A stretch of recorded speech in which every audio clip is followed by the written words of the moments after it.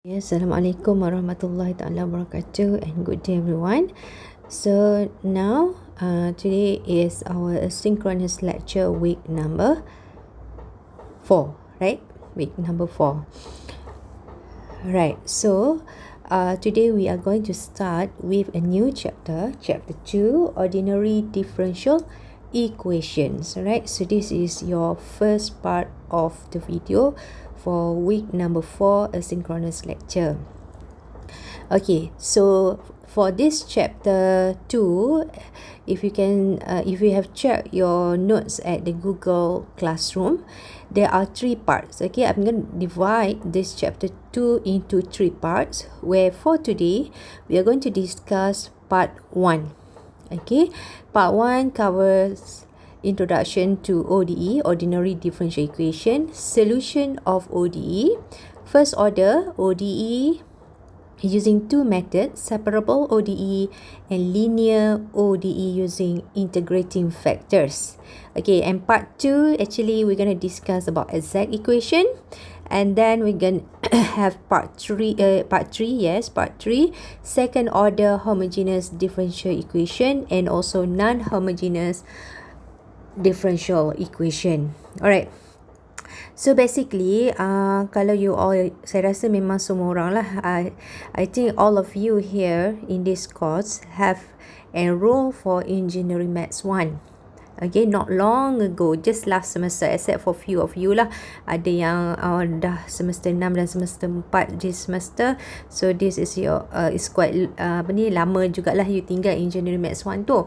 Because what I'm telling this, because in Engineering Maths 1, Chapter 5, you have actually learned about all these things.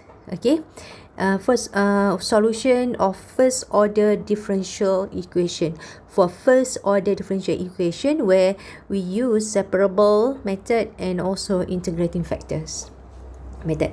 So for today's asynchronous lecture, I don't think I need to go very detailed.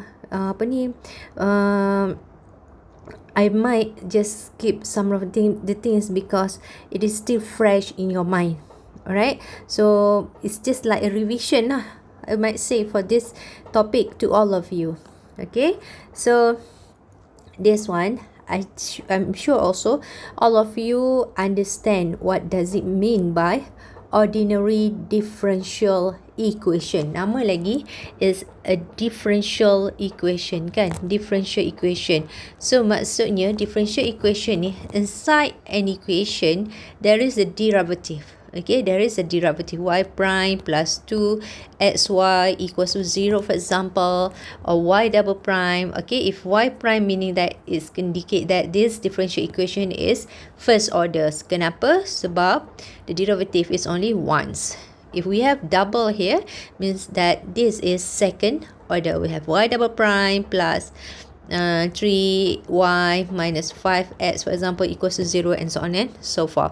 So the aim of this chapter, same like what have you learned in chapter 5 Engineering Maths 1, is actually to find the solution. The solution means the value of the equation for y in terms of x here that satisfy the differential equation given, right? So ni just this differential equation is actually exists in many modeling problems. Okay, it's modeling, solving, interpreting. Okay, so basically kita if in engineering practice, okay, you have a physical system. Daripada physical system, katakanlah you ada a circuit, for example. Okay, you ada resistor, you ada battery here, then you ada apa, you ada battery, ada resistor, ada capacitor, whatever lah the components that you have. So this is so called as the physical system. And then daripada physical system ni, you may develop the mathematical model. Maknanya, for example, mathematical model yang for a circuit, the one that very well known is V equals to IR. You may consider this as an mathematical model. And then let's say you want to know the rate.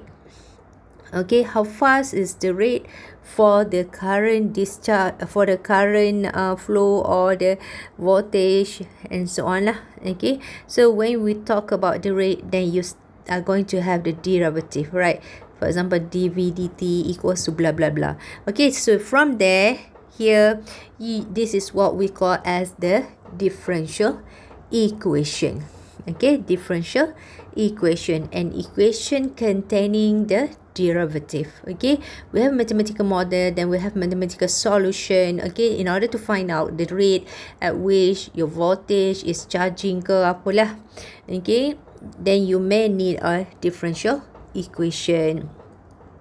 Okay, so here why we call this as ordinary differential equation is because this equation just depend on a single variable. Kita tengok kat sini, kita just depends on x sahaja. Y equals to fx. Okay, where the function y is depending on the variable x, the solution that you're looking for later. Alright. Okay, and here this is example for introduction to the ODE applications. Kalau you tengok kat sini, okay, we want to measure the falling stone from the top of the building. Okay, ni maksudnya, okay, the acceleration, kan, pecutan. G ni apa? Kita panggil apa? Gravity, kan? Pecutan gravity here is going down. Okay, and then we have a velocity here. Okay, daripada S, daripada distance, if you differentiate, okay, you find rate over the distance can go over time, then you get the velocity ds over dt equals to v. Then daripada v ni, kalau you differentiate further, then you gonna get the a or acceleration, kan? Lebih kurang macam tu lah. And you can also measure the outflowing water, okay, daripada tangki air, how fast is the air tu keluar depending on the isi padu dalam tangki tu. Okay, so there are so many applications that we use ODE in our real life or also in other engineering ke technology punya practice lah. Okay, and here we have a vibrating mass on the spring. Okay, regangan apa semua tu you ada belajar dulu, kan? Ni circuit yang saya dah sebut tadi. And this is when you're dealing with the signals. Okay, how fast are the beats of a vibrating system. Okay, kita measure dia punya frequency and so on. This one also will represent in an equation, differential equation. Kalau tengok yang ni double prime, so maknanya this is second order. This one also double prime, yang ni pun double prime, second order. Yang awal tadi, yang sebelum ni apa? Allah, kenapalah dia nak. Okay, yang ni ni second order, yang ni first order, yang ni pun first order, right? Okay, so introduction to ODE, saya rasa yang ni saya tak perlu nak explain lah. I think you all dah faham dah, kan? Alright, then first order ODE.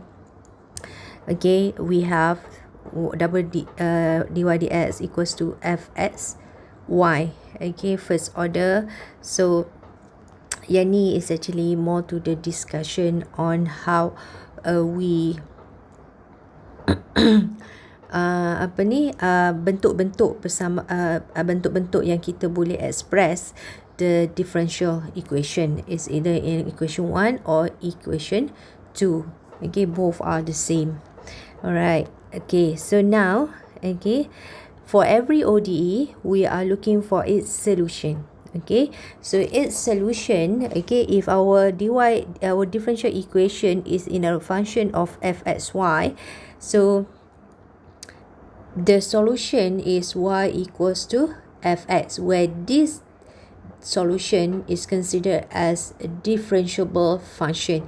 When we differentiate the solution, we'll get the differential equation. Okay, so this example 1 ni, okay, is just actually to prove that the solution given here is actually the solution for this differential equation. Untuk example 1a, untuk example 1b pun sama, the solution is given and it is apa ni, kita nak buktikan this is the correct solution untuk this differential equation. Saya rasa kalau you all dalam kelas sebelum ni Engineering Maths 1 pun kita dah discuss sebelum ni kan, these two examples sepatutnya lah. Okay, kalau you all ingat, but I will go through quickly this one. Okay, so untuk example 1A ni maknanya we want to show that this is the correct solution to this differential equation. Okay, kalau you all ingat lah, ni macam ulang tayang je lah ni, throwback semata.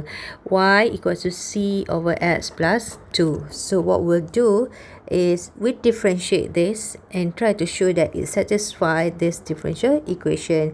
So kalau you try to differentiate this, what you will get, y prime, okay, divided x kan, is equals to negative C over X square, right? Okay, negative C over X square. Betul tak saya differentiate ni? Okay, so kita ada y prime is negative C over X square and our y is equal to C over X plus 2. So our differential equation is dy dx equals to 1 per x2 minus y. Right, so we have 1 over x, 2 minus y. What is our y? Our y is C over x plus 2, right?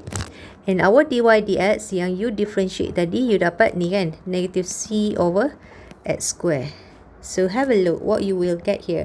You will get 2 over x, okay, minus C over x square kan, darab ni darab masuk kat dalam ni, and then minus 2 over x. There you go, you dah buktikan kat sini left hand side is equals to right hand side. So it's proof that for every member, and then mention, nampak tak kat sini dia kata for interval 0 to infinity, exclude 0, because the solution that we get here is negative C over x square, where x cannot be equals to 0 kan. Okay, so left hand side equals to right hand side, it indicates that okay, it's correct, this solution is the solution to this differential equation. Okay, so we're done with the first order. Now quickly we go for the second order, B. Okay, even yang B ni lagi senang pada saya. Okay, it's just a revision macam mana kita nak differentiate exponential function. Okay, we have y equals to e the power of negative t, then y prime maksudnya kita differentiate je lah. So what you will get if you differentiate, negative kan, negative e the power of negative t. Siapa yang macam kenapa tiba-tiba dapat macam ni, please PM tepi saya ataupun check balik your Engineering Maths 1 punya nota. And then if you differentiate one more time, negative e the power of negative t, what you will get? This time you will get positive. Adakah dia selang-seli ni kelas? Positive e the power of negative t. Kalau negatif, positif, negatif, you kena tahu, you kena faham kenapa jadi macam ni kan. To differentiate differential exponential function, you copy je soalan, so where this is the soalan, and then you multiply with the derivative of the power. So for this one, the derivative of the power is d dt of negative t. Itulah kenapa you dapat differentiate yang ni, dapat negative e the power of negative t. Bila double prime, you dapat positive e the power of negative t. Sebab negatif jadi positif dah tadi. Okay, so to prove this, very simple, kacang je. So you just put in everything inside this equation. Y double prime plus y prime plus y equals to 0. So let us check. Y double prime is e the power of negative t, this one, plus with 2y prime. 2y prime maknanya 2 darab dengan negative e the power of negative t, and then plus y. Okay, plus y is plus e the power of negative t. So what you will get class, ni tambah dengan yang ni, you will get 2 e the power of negative t tolak 2 e the power of negative t. There you go, is equals to 0. Then from here you buktikan left hand side is equals to right hand side, then it's proven again. Alright, so that's it for ingat kan 5 minit je saya bagi intro, nak dekat 15 minit juga, but it's fine. Alright, we're done with the first part of the video for today's asynchronous lecture.